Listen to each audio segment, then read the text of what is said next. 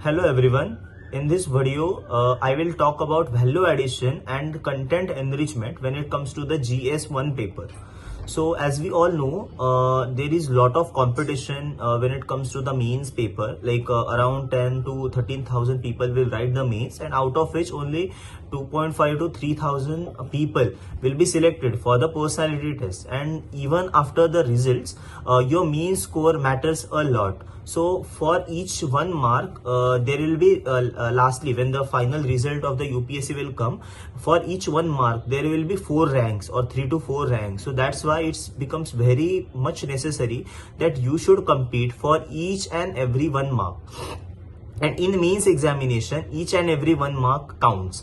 So I genuinely feel कि whatever all aspirants who are watching this video and want to start their mains preparation, I think this video will immensely help you. At the same time, it's my request that you should take a pen and paper and kindly note down the important points from this video. At the same time, I'm attaching my Telegram channel link, which is Vasant_Dabholkar, in which I have uploaded my all the notes of the keywords as well as diagrams, so that you can download it, you can print it, and you can use it for your studies.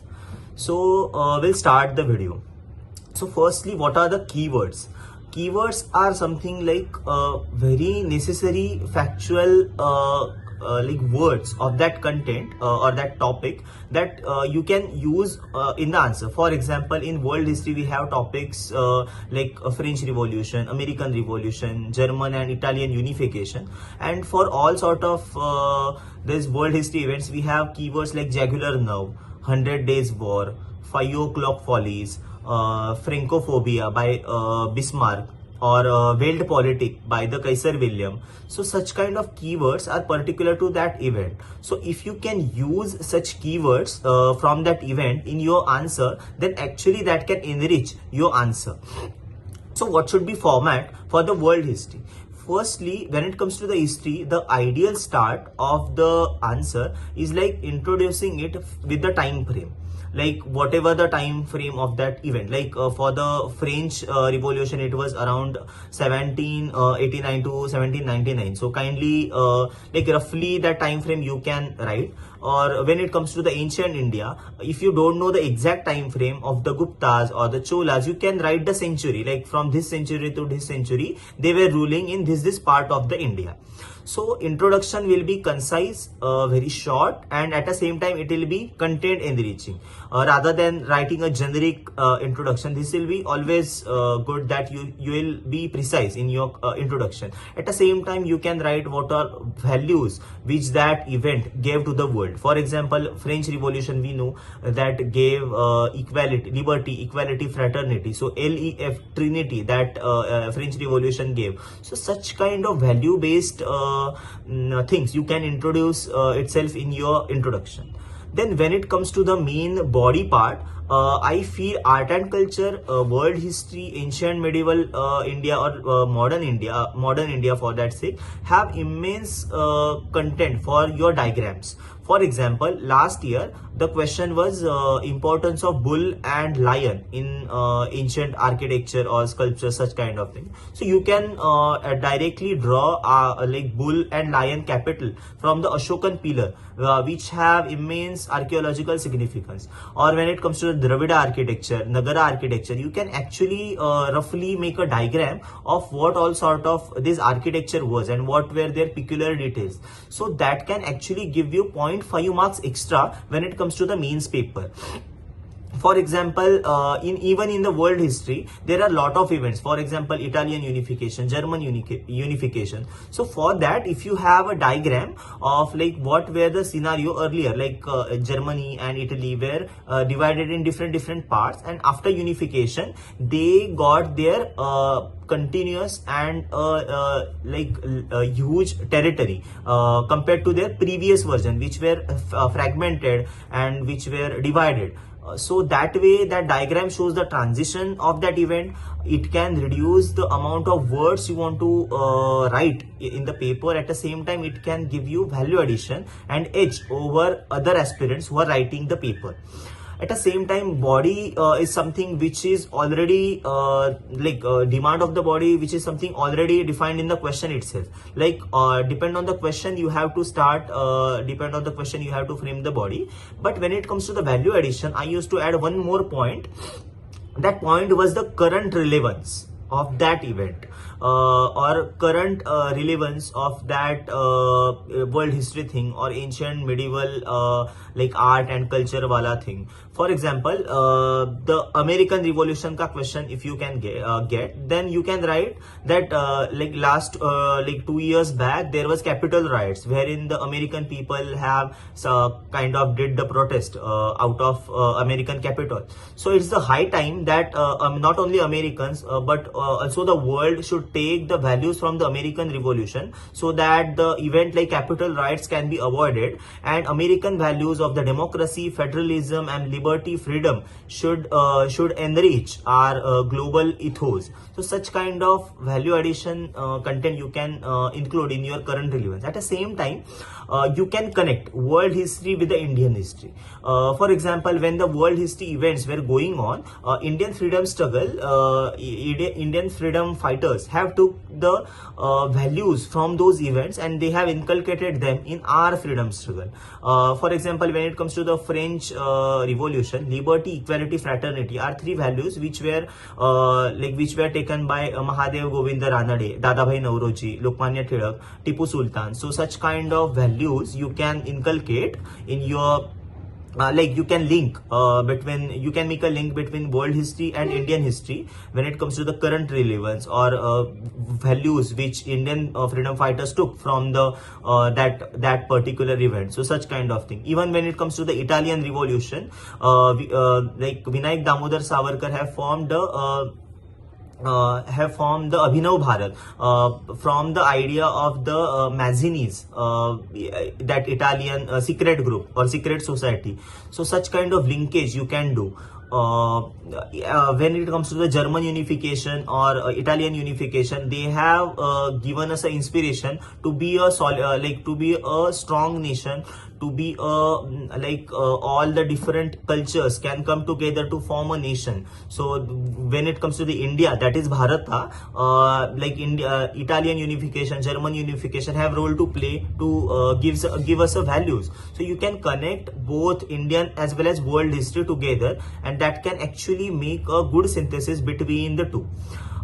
So this is about the world history. Now we are talking about the ancient and medieval history. Specifically, when it comes to the ancient and medieval, the question being asked are the art and culture wala questions. It may be architecture, it may be literature, it may be dance forms, it may be any temple sculpture, or a lot of other things. And lot of questions are unpredictable, but these questions can be prepared beforehand. For example, if you see PYQ, mains paper is much more predictable compared to prelims. Like you all must have seen this year prelim paper, and this was a lot more unpredictable. We can't predict what can come in prelim paper, but when it comes to the mains paper, you can predict at least half of the paper. There are PYQ themes, and in mains the themes get repeated. So beforehand you can prepare some kind of points. And when it comes to the art and culture, you must have lot of diagrams when it comes to the art and culture.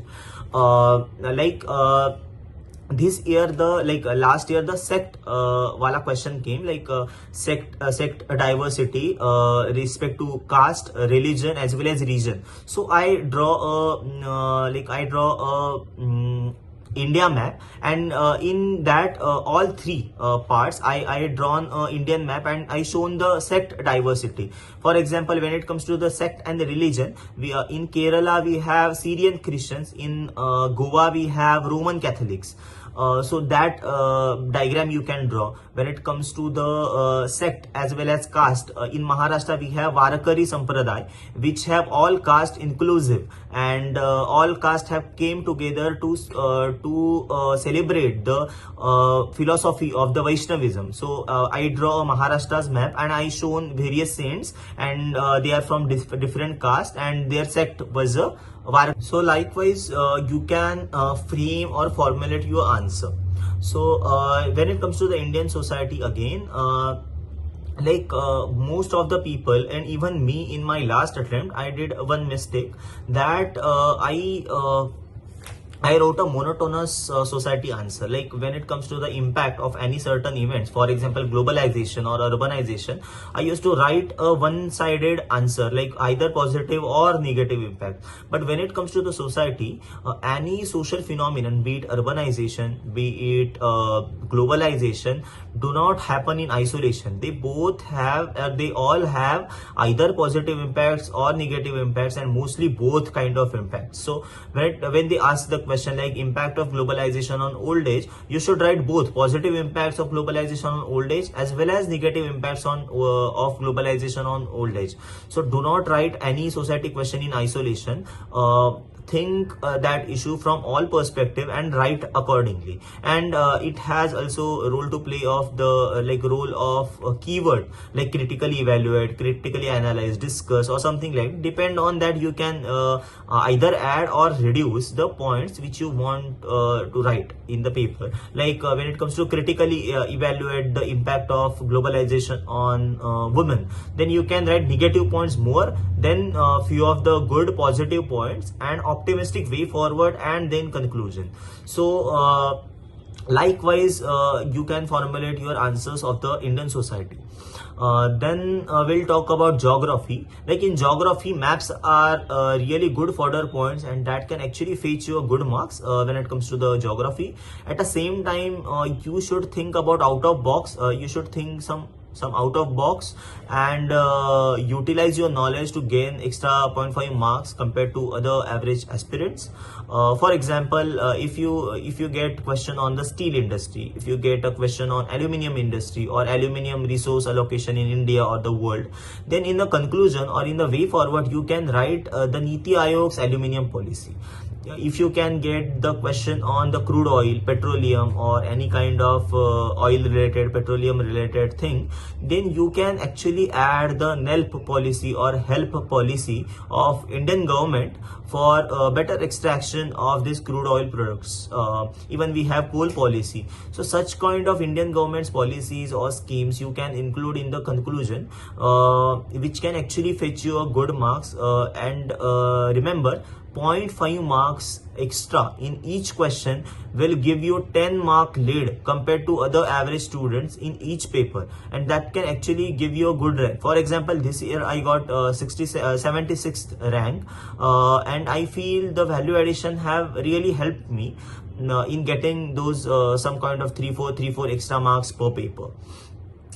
So in Indian history, we have even post-independence that have huge syllabus, and comparatively efforts to marks ratio is very less. So devote some kind of time in just reading what are all the events were in that were in the post-independence, but do not spend your lot of time in making notes, remembering that and other things, because you have to think in terms of marks, like what all marks that subject is giving me in the mains paper. For example, geography and Indian society are much better in terms of efforts to marks ratio. So you should not at all neglect Indian society, and you should study very well when it comes to the Indian society. In Indian society, there is very less syllabus, and comparatively each year you can get like around more than 50 marks questions from the Indian society. So I am even attaching my Indian society keyword list in my Telegram channel, which is Vasant_Dabholkar, and you can download it, and which have more than like 50-60 pair of keywords. And sometimes it used to happen like I do not I was not able to recollect whatever the points I should write in my Indian society paper, but the keywords were very much habituated to me. So I just used to write the keyword, then dash example. I used to write the keyword dash data or fact, whatever I know, because examiner will have very less time to check your paper, and when he or she will see your keywords in the paper, then they can get to know like you have adequate knowledge about that topic. So I genuinely feel that this keyword will help you a lot. So this is all about GS1 value addition content. So these will have three parts. Firstly, the keyword. Secondly, the map or diagram or schematic or flow chart what you can use in art and culture, ancient, medieval as well as world history, at the same time for the geography. And thirdly, what extra you can add, that is connecting world history to the Indian history, connecting like Indian art and culture to our export of the foreign export of the soft culture. At the same time, when it comes to the geography, adding Niti Aayog's policy or in the government of India's policy when it comes to that mineral or any kind of resource allocation or something like that. So this is all about value addition content. So thank you so much and best of luck to all for the mains examination. धन्यवाद.